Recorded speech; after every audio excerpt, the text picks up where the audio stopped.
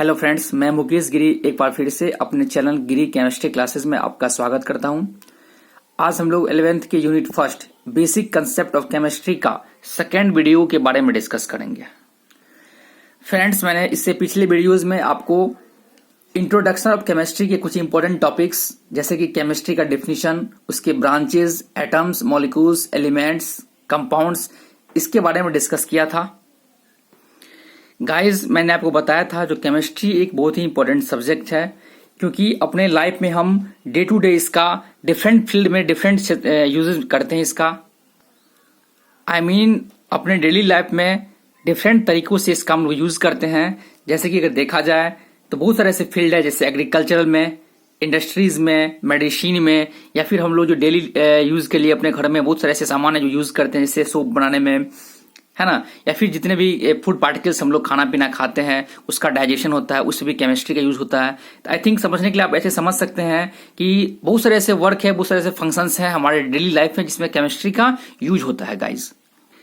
इसलिए मैंने इसको आपको बिल्कुल ही बेसिक से बताना स्टार्ट किया था, जो कि फर्स्ट वीडियोज में कुछ इंपॉर्टेंट बातें बताए थे। आज हम लोग इस सेकंड वीडियोज में इसका जो नेक्स्ट टॉपिक है वो है हमारा यूनिट एंड मेजरमेंट। इस यूनिट एंड मेजरमेंट के बारे में डिस्कस करेंगे गाइज। ये यूनिट एंड मेजरमेंट जो है ये केमिस्ट्री में हम लोग को समझना है, जानना है, लेकिन इसका यूज आपको फिजिक्स में भी बहुत जगह पे होगा। इसलिए इस टॉपिक को आप ध्यान से समझिए, यहां समझने से आपको फिजिक्स में भी इसका हेल्प मिल जाएगा। तो गाइज चलिए, केमिस्ट्री में बहुत सारे ऐसे क्वांटिटीज हैं या फिर प्रॉपर्टीज हैं जिसके अपने अलग अलग यूनिट होते हैं और उसको मेजरमेंट करने का अपना अलग अलग सिस्टम होता है। ठीक है गाइज, तो यहाँ पे हम दो टॉपिक है, एक यूनिट अलग है और मेजरमेंट अलग है।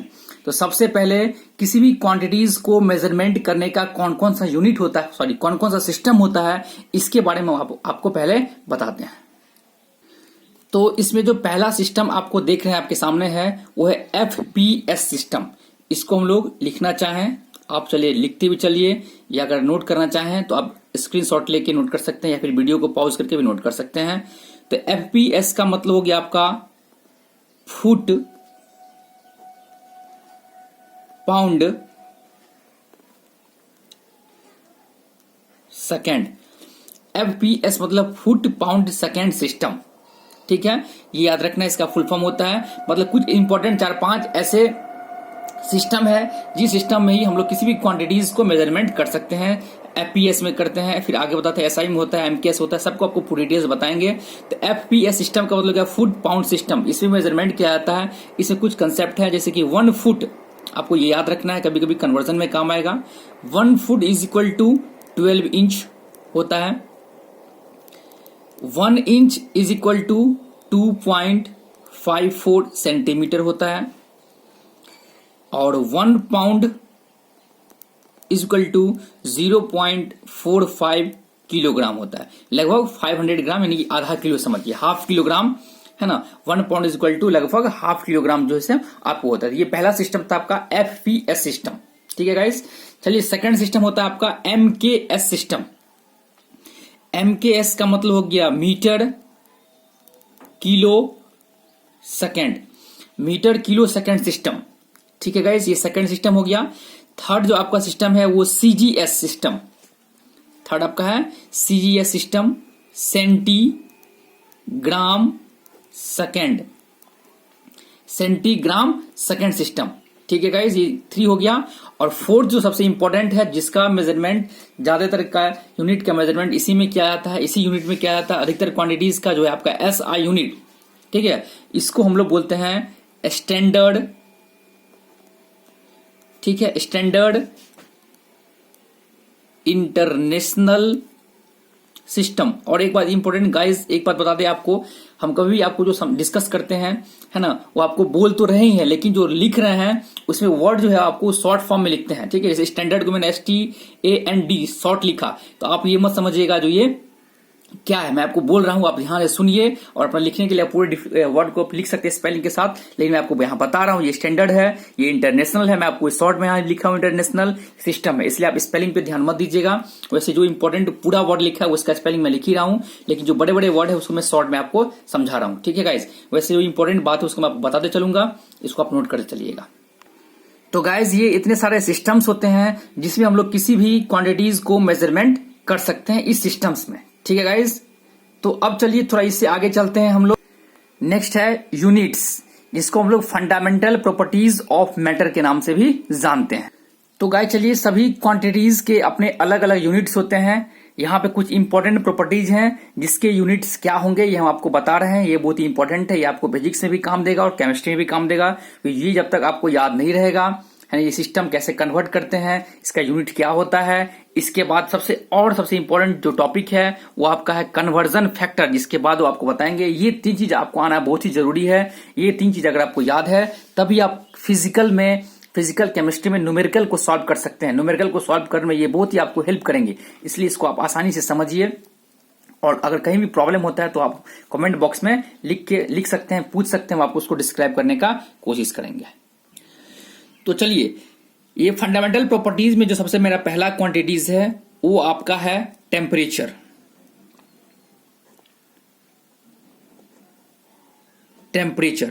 ठीक है गाइज, ये आपको याद रखना है। यहां पे जो यूनिट्स का हम लोग चर्चा करेंगे वो हमेशा एसआई यूनिट का चर्चा होगा।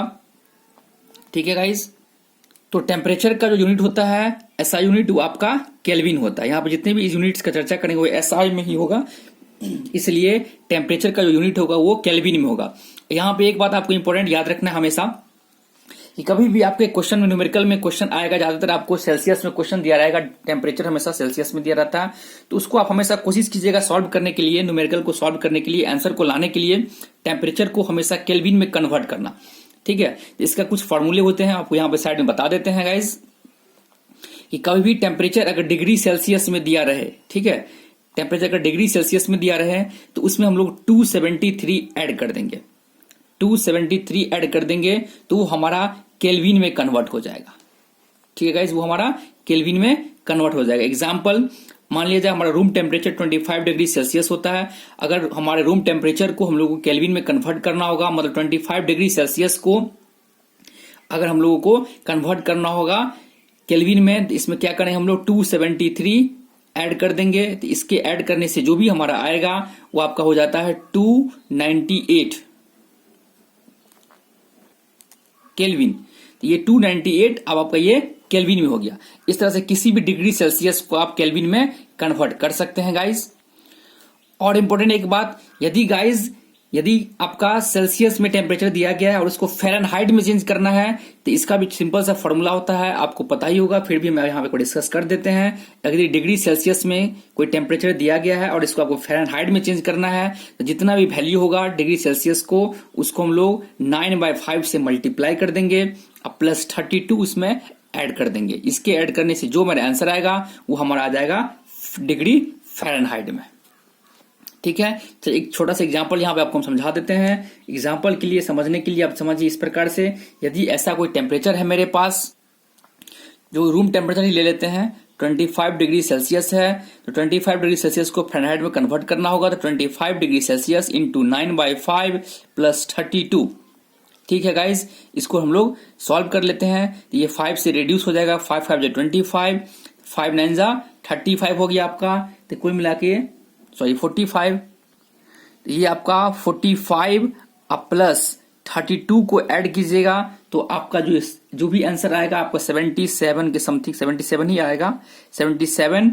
तो ये आपका डिग्री जो है सो ये आपका फ़ारेनहाइट हो गया। ठीक है गाइस, इस प्रकार से आसानी से आप डिग्री सेल्सियस को केल्विन में कन्वर्ट कर सकते हैं या डिग्री सेल्सियस को फ़ारेनहाइट में भी कन्वर्ट कर सकते हैं। लेकिन आपको ये इंपॉर्टेंट है, ज्यादातर आपको ये क्वेश्चन में काम पड़ेगा। फ़ारेनहाइट का उतना यूज नहीं है, आपको हमेशा केल्विन, जो कि ऐसा यूनिट केल्विन होता है, इसलिए हमेशा क्वेश्चन को सॉल्व कर जब कीजिएगा तो आप कोशिश कीजिएगा उसको हम लोग केल्विन में ही कन्वर्ट करें। चलिए, सेकेंड जो प्रॉपर्टीज है वो आपका है मास। ठीक है, तो मास का जो यूनिट होता है आपका वो होता है किलोग्राम। ठीक है गाइज, आप उसको नोट करते चलिए। थर्ड जो आपका होगा वो हो जाएगा लेंथ, जिसका होता है मीटर। उसके बाद नेक्स्ट आपका हो जाएगा टाइम, जिसका होता है सेकेंड। नेक्स्ट आपका हो जाएगा करंट, जिसका होता है एम्पियर, स्मॉल ए से लिखते हैं। नेक्स्ट होता है आपका ल्यूमिनियस,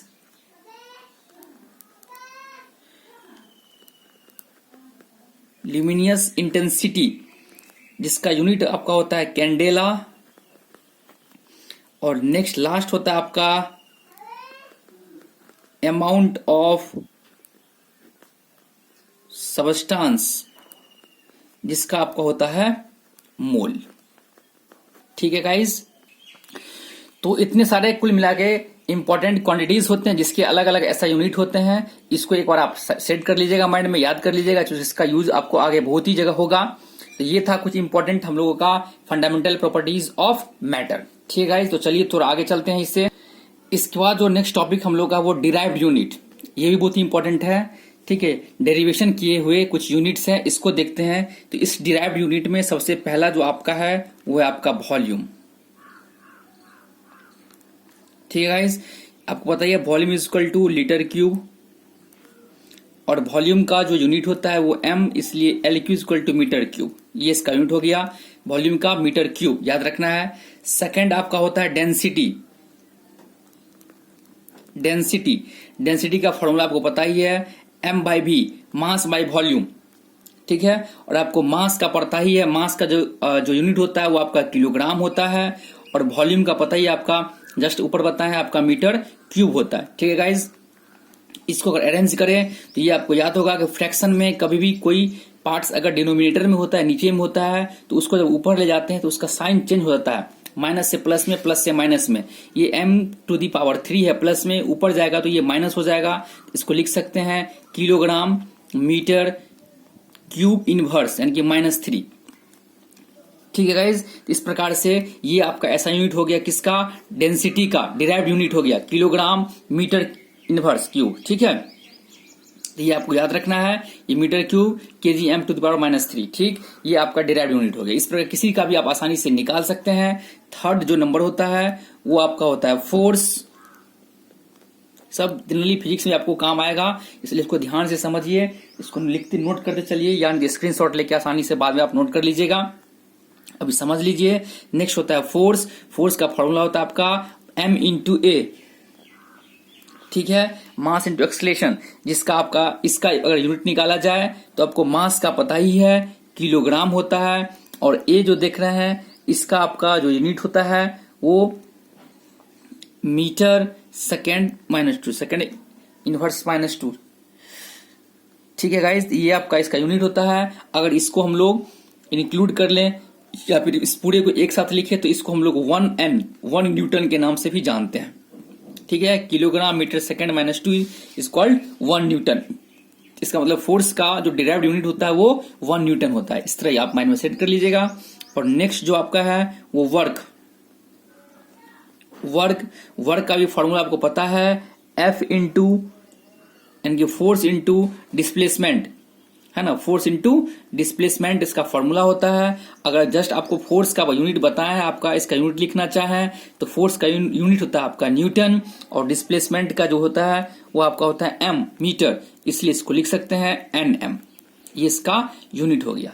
ठीक है गाइज, इसके अलावा जो नेक्स्ट होता है आपका 5 नंबर में वेलोसिटी। ठीक है, तो वेलोसिटी का आप लिख सकते हैं, इसका फॉर्मूला होता है डिस्टेंस अपॉन टाइम। ठीक है, इसका वो लिख सकते हैं, इसका यूनिट लिखना चाहें तो शॉर्ट में लिखिए मीटर सेकेंड इनवर्स। ठीक है, इसके बाद आपका जो भी इंपॉर्टेंट है उसको केवल बताते आते हैं। इसके बाद नेक्स्ट आपका है प्रेशर। ठीक है, तो प्रेशर का जो आपका जनरली होता है वो भी न्यूटन ही होता है, क्योंकि फोर्स और प्रेशर के दोनों का लगभग जो है आपका सेम ही होता है। इसका आप लिखना चाहे तो वही लिखेंगे हम लोग, mass into acceleration. Mass into acceleration बताया आपको, इसको हम लोग सॉल्व किया था हमने, 1 न्यूटन आया। इसका मतलब प्रेशर का भी वही होता है तो 1 न्यूटन, इसका भी होगा न्यूटन।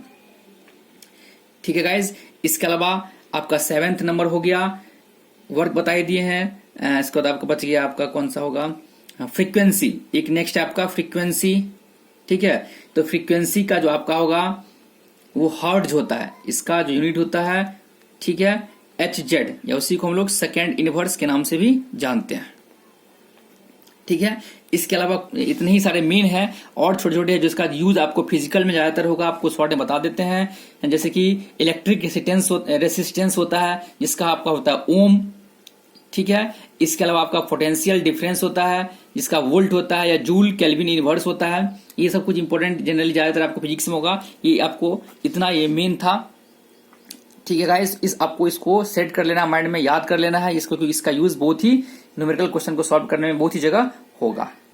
चलिए फ्रेंड्स, इससे थोड़ा आगे बढ़ते हैं। नेक्स्ट जो हम लोगों का टॉपिक है वो है आपका कन्वर्जन फैक्टर। ये मैंने आपको पहले ही बता दिया था, ये बहुत ही इंपॉर्टेंट टॉपिक है आपका, क्योंकि जब कभी आप फिजिकल केमिस्ट्री में या फिर फिजिक्स में न्यूमेरिकल को सॉल्व करेंगे तो आपको आंसर लाने के लिए, क्योंकि कभी कभी ऐसा होता है आप बनाते हैं सही लेकिन आपका आंसर नहीं आता, क्योंकि आंसर में आपको जो है सो वो कन्वर्ट करके यूनिट में उसका आंसर दिया होता है, तो वो आपको कन्वर्ट करने के लिए ये कन्वर्जन फैक्टर आपको आना बहुत ही जरूरी है, ताकि किसी भी सिस्टम को, किसी भी यूनिट में आप आसानी से कन्वर्ट कर सकते हैं।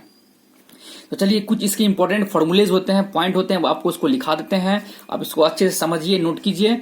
ठीक है, चलिए यहां पे आपको लिखते हैं। ये आपका सबसे पहला स्टार्ट होता है डेसी, सेंटी, मिली, माइक्रो, नैनो, पीको, फेम्टो, एटो,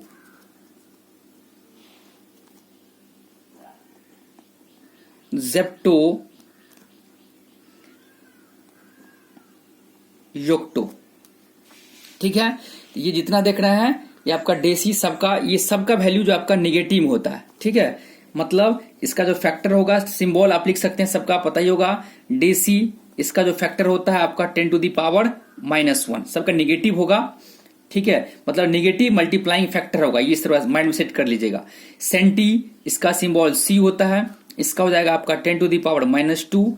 मिली, एम होता है 10 टू द पावर -3। माइक्रो, इसका ये सिंबल होता है म्यू की तरह। ठीक है, 10 टू द पावर -6 होता है। नैनो, इसको क्या स्मॉल एन से लिखते हैं, इसका 10 टू द पावर -9 होता है। पीको, स्मॉल पी, इसका 10 टू द पावर -12 होता है। ठीक है, फेम्टो एफ होता है, इसका 10 टू द पावर -15 होता है। एटो, स्मॉल ए होता है, इसका वैल्यू 10 टू द पावर -18 होता है। जेप्टो, जेड होता है, इसका 10 टू द पावर -21 होता है। और आपका यूटो, इसका 10 टू द पावर -24 होता है। ठीक है, इसको याद करने के लिए आप ऐसे भी समझ सकते हैं। देखिए, सबका डिफरेंस 2 तक केवल याद रखिएगा। डेसी, सेंटी सबको याद होता है 10 टू द पावर -1 -2। इसके बाद सबका रेशियो 3 बढ़ रहा है। ठीक है, देखिए 3, 3, 6, 3, 9, 3, 12, 3, 15, 3, 18, 3, 21, 3, 24। इसका मतलब देख रहे हैं सब 3 के रेशियो में बढ़ रहा है। केवल यहाँ पे याद रखिएगा सेंटी में 10 टू द पावर -2 होता है। तो ये जो था आपका, ये जो फैक्टर है मल्टीप्लाइंग फैक्टर हमेशा नेगेटिव होगा। ठीक है गाइस, अब इस साइड चलते हैं। इसके अलावा कुछ पॉजिटिव वाले भी होते हैं, अब उस पॉजिटिव को लिखते हैं। तो ये स्टार्ट होता है आपका डेका से, डेसिस का हो जाएगा आपका डेका, जिसको हम लोग DA से इंडिकेट करते हैं। इसके बाद हो जाएगा किलो, इसको K से इंडिकेट करते हैं। इसका हो जाएगा मेगा, इसको स्मॉल नहीं कैपिटल M से इंडिकेट करते हैं। ठीक है, इसका हो जाता है गीगा, जिसको कैपिटल G से इंडिकेट करते हैं। इसको होता है टेरा, जिसको कैपिटल T से इंडिकेट करते हैं। इसको होता है पेटा, P से इंडिकेट करते हैं। इसको होता है एक्सा, इसको E से इंडिकेट करते हैं। इसको होता है जेटा, जिसको हम लोग जेड से इंडिकेट करते हैं। और इसके बाद होता है आपका योटा, जिसको हम लोग Y से इंडिकेट करते हैं।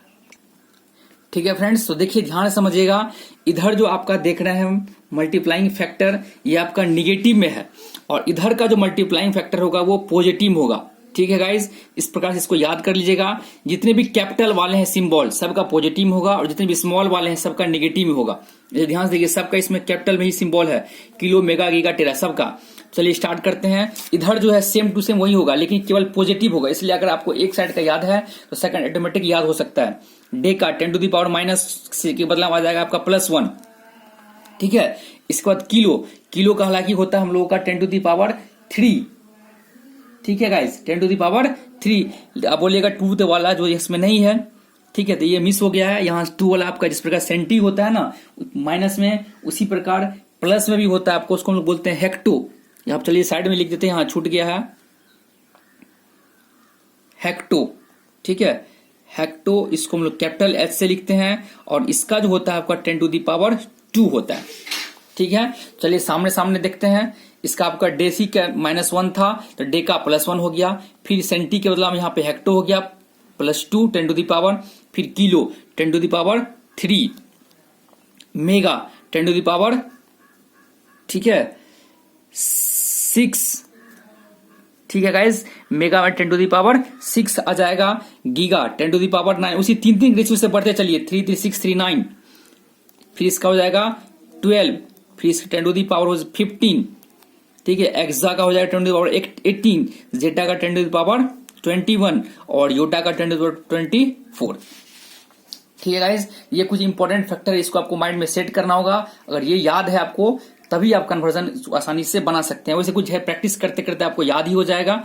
ठीक है गाइज, इसको आसानी से आप देखिए समझिए, 4 बार 5 बार इसको माइंड में सेट अप कीजिएगा तो आपको याद हो जाएगा। ठीक है, ये था कुछ इंपॉर्टेंट कन्वर्जन फैक्टर।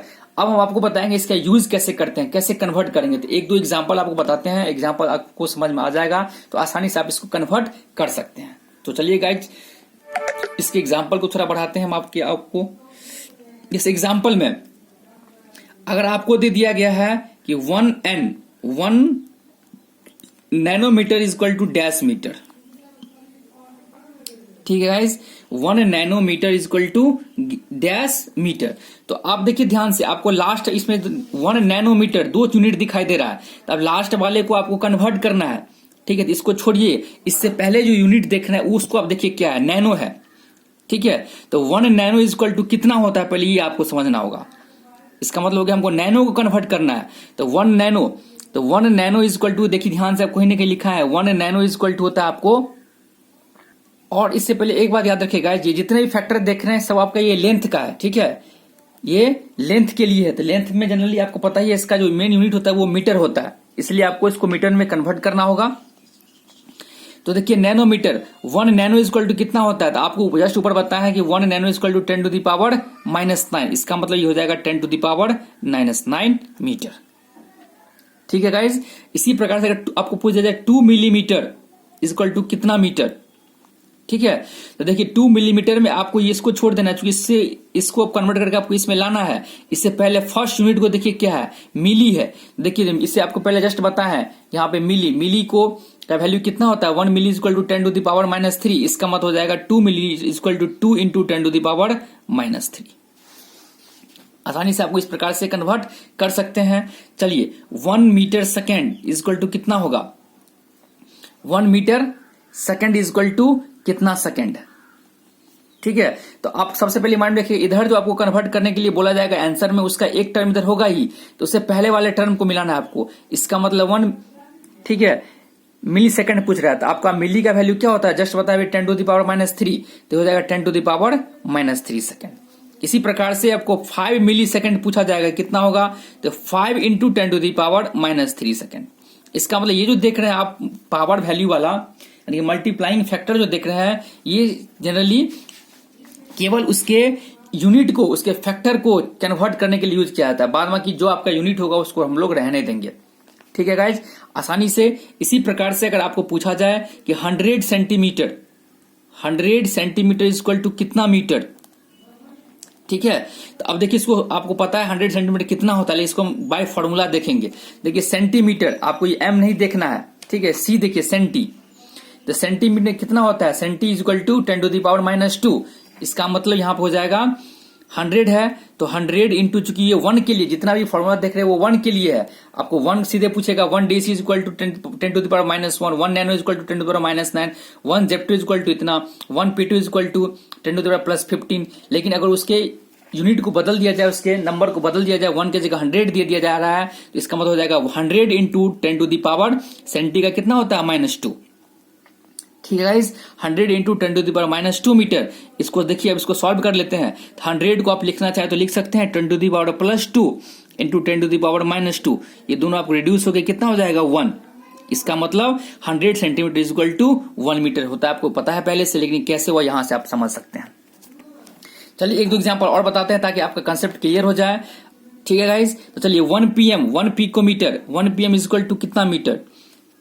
ठीक है, तो अब देखिए 1 pm, पीको कहाँ है, ये आपका पीको आपके सामने यहाँ लिखा हुआ है। पीको का वैल्यू होता है 1 pico is equal to 10 to the power -12, इसका 10 to the power -12 metre, simple सा हो जाएगा। इसी प्रकार 100 पिकोमीटर पूछेगा आपको, 100 पिकोमीटर इज इक्वल टू कितना मीटर, सेम चीज 100 इज इक्वल टू कितना हो जाएगा 100 into 10 to the power -12 metre. तो इसको लिख सकते हैं 10 टू द पावर 100 को 10 to the power 2 into 10 to the power -12 metre. ठीक है, इसको सॉल्व करेंगे तो हो जाएगा 10 टू द पावर -10 मीटर। तो ये आपका हो गया 100 picometre is equal to 10 to the power -10 metre. ठीक है गाइज, इसी प्रकार से आसानी से आप किसी का भी निकाल सकते हैं। हाँ, आपको हम देना चाहें तो बहुत सारा क्वेश्चन दे सकते हैं, इसलिए हम आपको नहीं देंगे, क्योंकि हम आपको ये चार्ट बता दिए हैं। अब इस चार्ट की मदद से आप खुद घर पे प्रैक्टिस कीजिएगा, क्योंकि हम आपको कितना अधिक से अधिक दे सकते हैं, जितना भी देंगे वो कम ही होगा। इसलिए आप खुद से जो है सो प्रैक्टिस कीजिएगा, किसी भी टॉपिक इसमें से किसी को भी लेके किसी यूनिट में कन्वर्ट करने का, कन्वर्जन करने का कोशिश कीजिएगा।